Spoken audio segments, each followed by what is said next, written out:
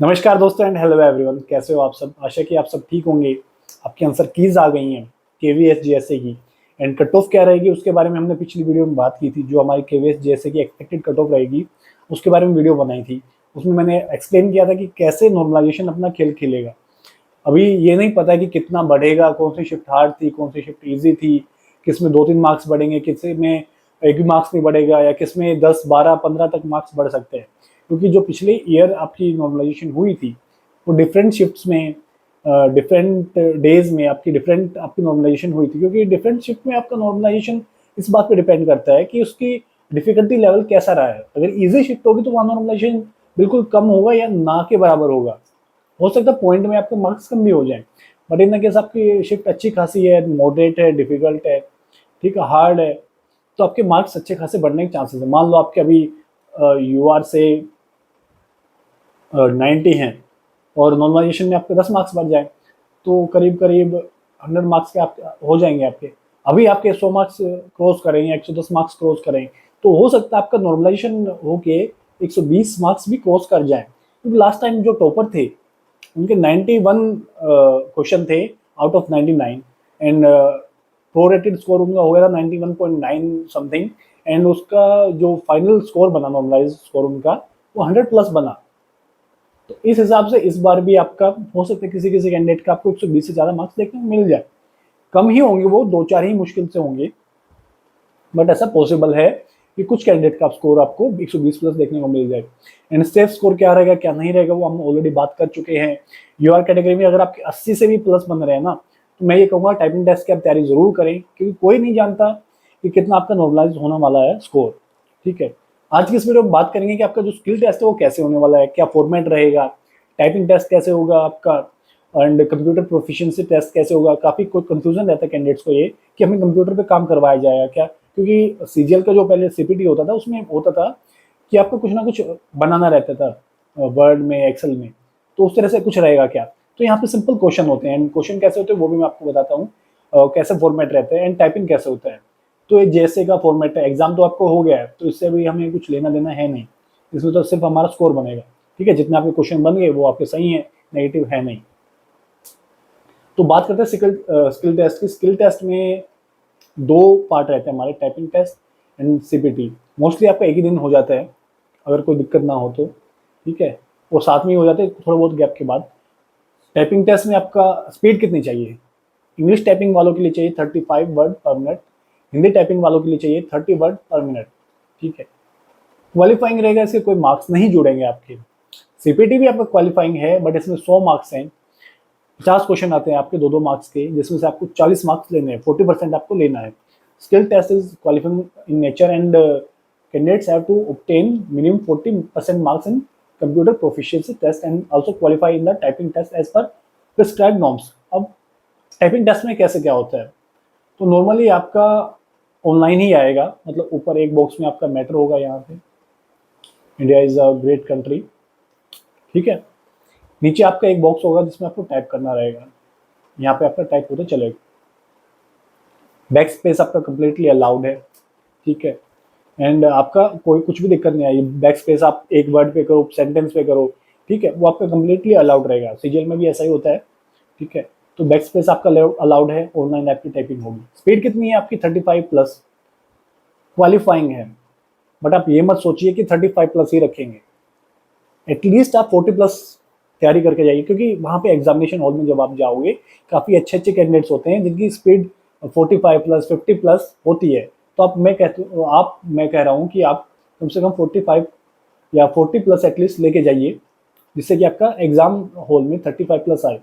और कोशिश कीजिए कि बैक स्पेस या आप जो यहाँ पे लिख रहे हो, प्रिंटेड जो आप टाइप कर रहे हो उस मटेरियल पे कम ध्यान देके जो आपका प्रिंटेड मटेरियल है, मतलब कि जो आपका स्क्रीन पे आ रहा है जिसको आपको लिखना है, उस पर ध्यान दीजिए।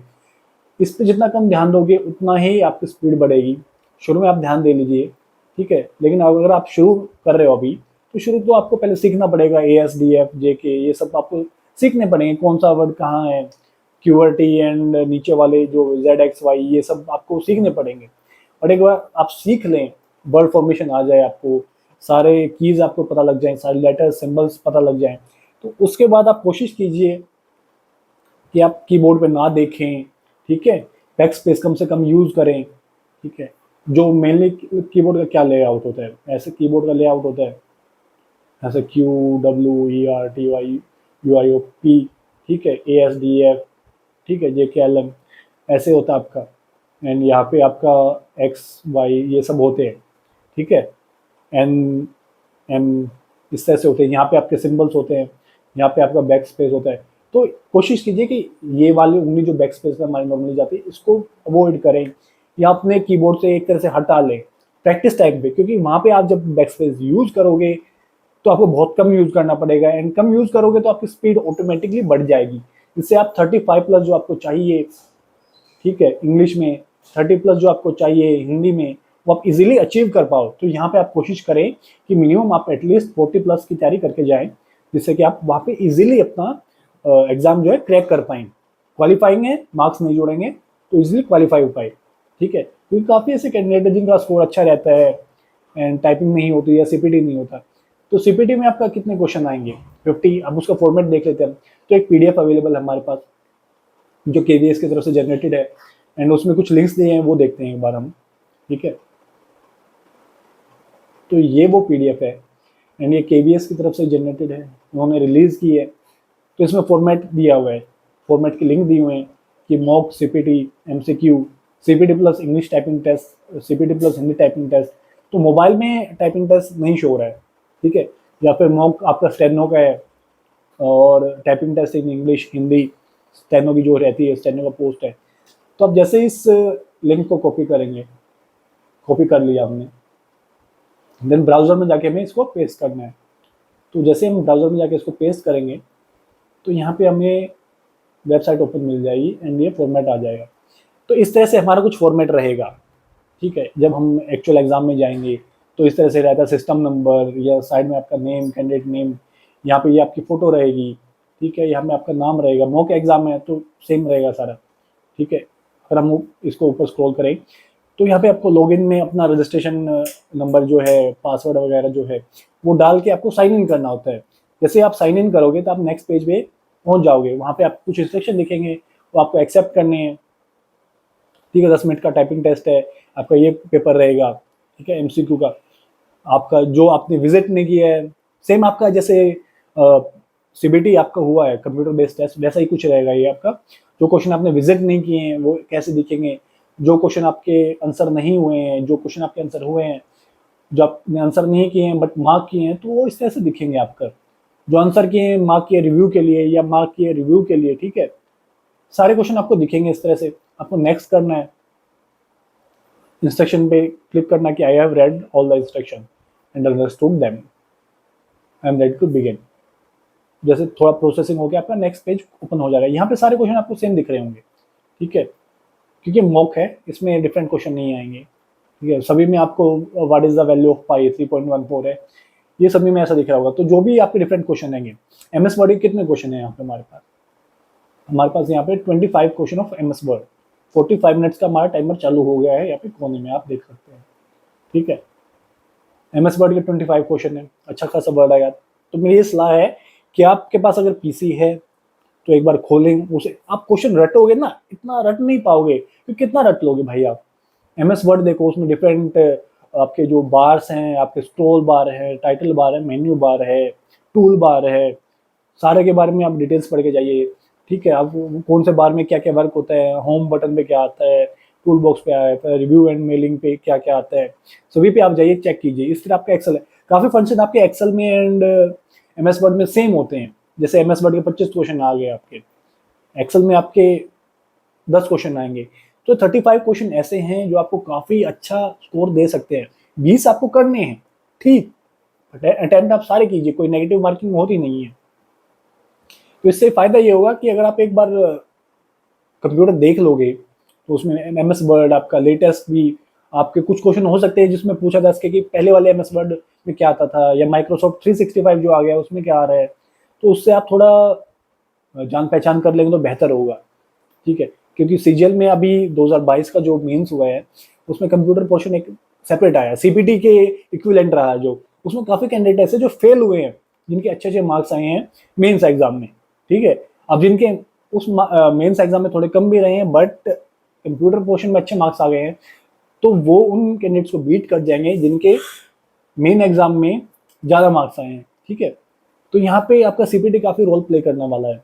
एक बार आप एमएस ऑफिस से रूबरू हो जाए, उनको अच्छे से जान ले, पहचान ले, सारे फंक्शन देख लें, 2-4 एक्सरसाइज कीजिए उस पर, जिससे कि आपके सारे फंक्शन आपको आइडिया लग जाएगी कौन सा कहाँ है। कई बार क्या होता है कि आपको रटे हुए नहीं होते, लेकिन हाँ कंट्रोल प्लस, जैसे अभी मेरा एक क्वेश्चन गलत हुआ कि कंट्रोल प्लस बी क्या होता है, उससे बोल्ड होता है, कंट्रोल प्लस आई क्या होता है, उससे इटैलिक्स होता है। बट पूछा गया था कि बुक मार्क का ऑप्शन क्या है, तो कंट्रोल प्लस डी, बट मुझे ध्यान नहीं रहा कि कंट्रोल प्लस डी कुछ है या नहीं, तो मैं कंट्रोल प्लस बी लगाया है, जबकि मैंने पढ़ के गया हूँ कि वो बोल्ड होता है। तो ये गलती आप ना करें। ठीक है, एमएस एक्सेल के 5 क्वेश्चन हो गए, पावर पॉइंट के आ गए आपके। ठीक है, 5 क्वेश्चन, शॉर्टकट काफ़ी सेम ही होते हैं एंड लेआउट भी काफ़ी हद तक सेम होता है, कुछ एक जो मेन आपकी ऑप्शन हो तो चेंज हो जाते हैं। ठीक है, एंड एमएस एक्सेस। ठीक है, फिर आई थिंक 5 क्वेश्चन आपके इंटरनेट के आएंगे, यहाँ पे दिख नहीं रहा है, नीचे 5 क्वेश्चन आपके इंटरनेट के रहेंगे। तो इसी तरह आपके 50 क्वेश्चन हो जाएंगे, 25 आपके वर्ड से, 5 पावर पॉइंट से, 5 एक्सेस से, ठीक है, 5 एक्सेल से, ठीक है, और 10 शायद इंटरनेट से हैं। तो इस तरह से ओवरऑल आपके हो जाएंगे 25, 10, 35, 5, हाँ 5 साइड आपके इंटरनेट से हो गए हैं। ठीक है, तो 45 क्वेश्चन तो आपके एमएस ऑफिस से रिलेटेड हो गए। ठीक है, एमएस एक्सेस मिला के 5 आपके इंटरनेट से हो गए, तो ओवरऑल आप कर लोगे, इजी होता है ये। आप एक बार ठीक से पढ़ गए ना तो आप इजीली स्कोर कर जाओगे, बट अगर आपने ढीला छोड़ दिया तो आप दिक्कत में आ जाओगे। तो आई थिंक इस वीडियो के बाद आपके सारे क्वेश्चन क्लियर हो गए हैं। एंड कब आपका ये टाइपिंग टेस्ट होने वाला है या स्किल टेस्ट होने वाला है, तो अभी तो रिजल्ट आएगा पहले, अभी तो जो टीचिंग पोस्ट है उनका रिजल्ट नहीं आया है, तो पहले उनके रिजल्ट आएंगे, टीजीटी पीजीटी के। ठीक है, हो सकता है वो रिजल्ट हमें मार्च के एंड तक देखने को मिल जाए। देन हमारा केवीएस जैसे स्टेनो वगैरह के जो रिजल्ट है वो अप्रैल मिड या अप्रैल एंड तक देखने को मिल जाए। एंड जो टाइपिंग टेस्ट होने के चांसेस हो मई या जून में आपका टाइपिंग टेस्ट या स्किल टेस्ट हो सकता है, तो उसके लिए आप तैयार रहें। तो इस वीडियो में बस इतना ही है, वीडियो लाइक एंड शेयर करें। मिलते हैं किसी नेक्स्ट वीडियो में, till then stay safe, stay healthy. Channel को सब्सक्राइब करके बेल आइकन दबा लें, जिससे कि आप आने वाले KVS related updates, SSC related updates या डीआरडीओ के एग्जाम जो हुए हैं उनसे रिलेटेड अपडेट्स या बैंकिंग रिलेटेड अपडेट्स मिस ना कर पाएं। मिलते हैं किसी नेक्स्ट वीडियो में, till then stay safe, stay healthy, bye bye, धन्यवाद, जय हिंद, जय भारत।